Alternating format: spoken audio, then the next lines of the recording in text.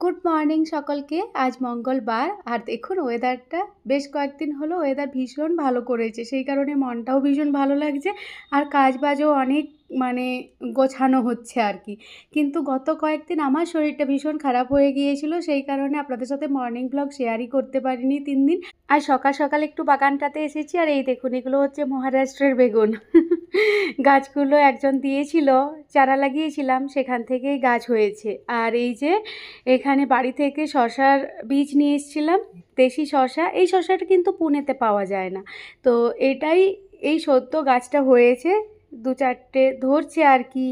আর এদিকে পুঁই শাকটাও বাড়ি থেকে এনেছিলাম, পুনেতে পুঁই শাকও পাওয়া যায় না, তো বেশ ভালো লাগে যখন বাড়িতে পুঁই শাকটা হয়। বেশ অনেকবার চেষ্টা করেছিলাম, ভালো হয়নি, এইবারে পুঁই শাকটা ভালো হয়েছে।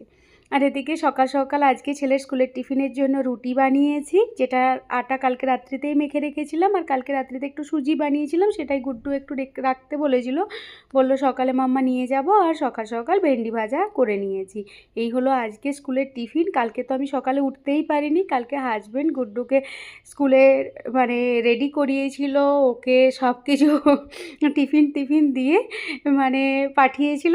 বেচারি নিজে কালকে অফিস যেতে পারেনি, কালকে পুরো সংসার সে সামলেছে। আর এদিকে ছেলে জুতো পরতে গিয়ে দেখছি জুতোটা ঢুকছে না হঠাৎ করে, তারপর দেখি ভেতরে রয়ে গিয়েছে একটি ব্যাঙ। তো এই ব্যাঙগুলো ভালো নয়, যাই হোক ও দেখেনি, পড়তে গিয়েছিল, তারপর সেটা পরিষ্কার করে ওকে পরিয়ে দিলাম। আর আজকে হচ্ছে ওদের স্কুলের দিওয়ালি সেলিব্রেশন, সেই জন্য স্কুল ড্রেস চলবে না, নর্মাল রেগুলার বাড়ির ড্রেস, তো সেটাই পরে ওয়েট করছে। আগে আগে রেডি হয়ে গিয়েছে আজকে, তো অটো আসতে এই যে স্কুলের জন্য গেল। তো এই হলো আমার আজকের সকাল।